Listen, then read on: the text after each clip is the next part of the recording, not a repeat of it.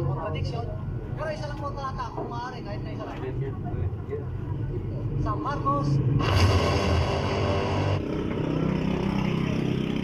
Yung nakaligtaan, kapatid na Mel, nakapagsalita na ba lahat?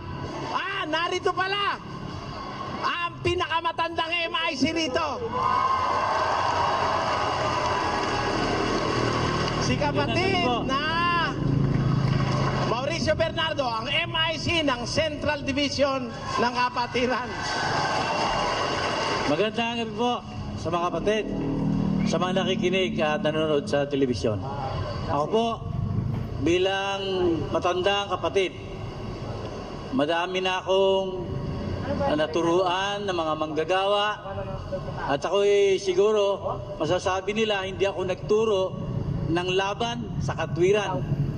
Ang itinuturo ko yung nasa Biblia at yun kasi ang paniniwalang nasa aking puso.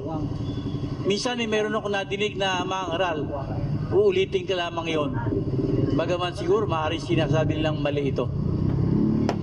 Tadka rin man ang aking buto, 10 ng aking balahibo, bawat isa'y magsasabi, walang ibang totoo kundi Iglesia ng Diyos kay Kristo Jesus. At sa mga aral na aking nakilala, wala akong kinilala sa panahong ito at wala akong kikilalanin habang ako'y nabubuhay kundi ang ating kasalukuyang mangaral, si kapatid na Soriano. Yan po ay pangako ng aking puso. Kung sakali na darating ang panahon, ako'y makapagliligaw, mabuti pa sa akin ang mamatay na lamang. Maraming salamat po at magandang gabi. Salamat, kapatid na More. Meron pa ba tayo na yun? Ilan na kayo? 14 yan eh. 14 na ba yan, kapatid na Josel? O, ayan. Wala nang MIC, hindi nakakapagsalita, mga kapatid. Para sabihin, may MIC nagpipid sa kanila ng impormasyon ng kababuyan, halatang-halatang iglesyang pinaboy ang iglesyang yan. Bakit? Puro kasinungalingan, pababaliktad ng tila, kahapon yes, ngayon no, bukas maybe. Yan ang iglesia ni Manalo. Parang si Michael na Dalahira at parang si Paul na Maninirampuri. Hindi lang tarantado, gago pa, manluloko pa yan si Paul Guevara. Bakit? Biro mo, pinutol yung sinasabi ko tungkol sa pag-asa ng tao. Wala ka ako sa Estrada, wala kay Dipinesia, wala akong kani-kaninong tao sa Panginoon. Pinutol yun sa Panginoon at idinuktong. Pag ako naging presidente, pinalilitaw ako, kundi gago yan si Paul Guevara.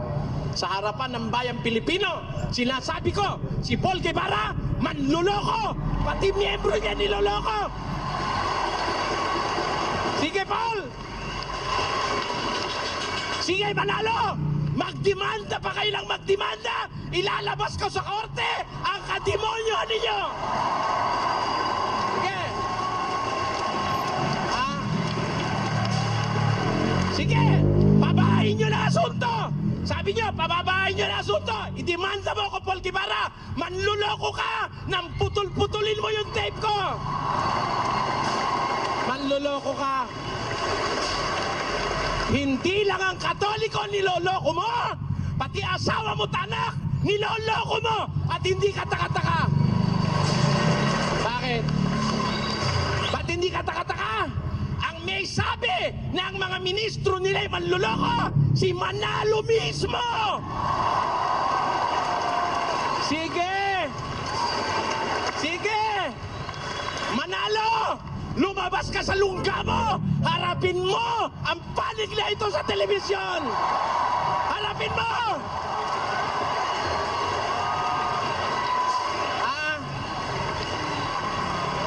Ang ginagawa nyo, umuupa kayo ng tagangak-ngak na puro mga sinungaling, nagpupuputol ng tape para pag-iba-ibahin ang sentido sinasabi.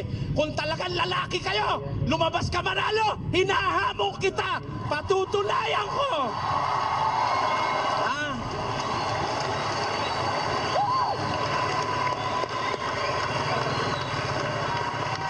Eto, mga kapatid, pakinggan nyo. Hinahamon ko si Eranio Manalo o si Eduardo Manalo.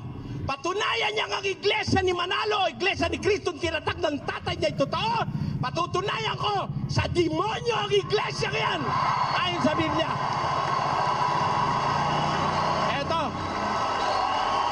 Eto,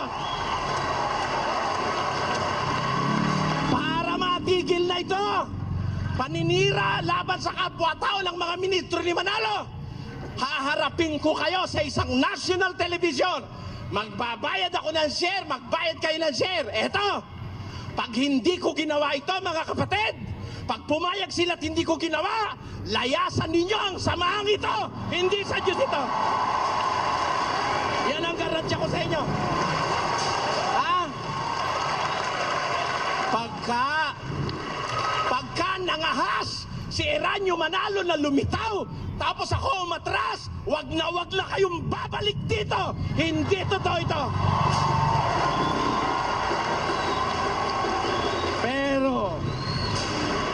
Pero, hanggang hindi lumalabas si Manalo, napatutunayan ko, yung bintang ninyo ako'y alanganin, kayong lahat mula sa puno hanggang sa huli, puro alanganin. Alanganin. Ha? Mula sa puno ng iglesia ni Manalo hanggang sa lahat ng kanyang ministro, pag hindi kayo lumitaw, tawag nyo sa akin na alanganin, babalik ko sa inyo, kayo ang mga alanganin at binabae. Yan ang masasabi ko. Hanggang dito, maraming salamat. Mga kapatid, maraming salamat. Pinalalakas ng Diyos ang aking kalooban. Sinusuportahan ito ng inyong pagmamalasakit. Salamat sa inyo, mga kapatid. Salamat sa Diyos. Salamat sa inyong lahat. Mabuhay ang kapatirangan dating daan. Mabuhay kayo, mga kapatid. Salamat sa inyo. Rodeli! Rodeli! Rodeli! Rodeli! Rodeli! Rodeli! Rodeli! Rodeli! Rodeli! Love you, go!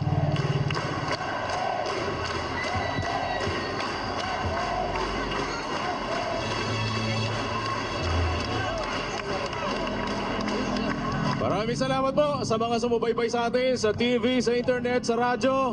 Magkarinigan tayo muli. Bukas, lolobin ng Diyos sa ating palatuntunan ng dating daan. Tayo mga kapatid, hindi pa tapos. Ngayon pa lang tayo nag-uumpisa!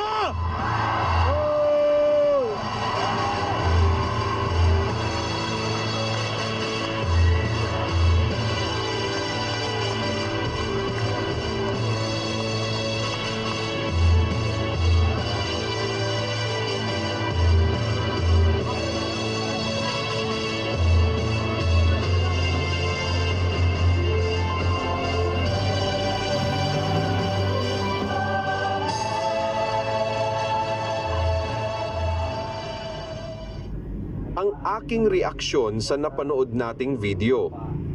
Pinakikita lamang ni Brad Eli na wala sa MIC niya na babaliktad at sasama sa Iglesia ni Cristo. Nagpapalaganap kasi ng chismis ang Iglesia ni Cristo na may MIC daw na sasama sa kanila dahil daw sa mga katiwalian sa Iglesia.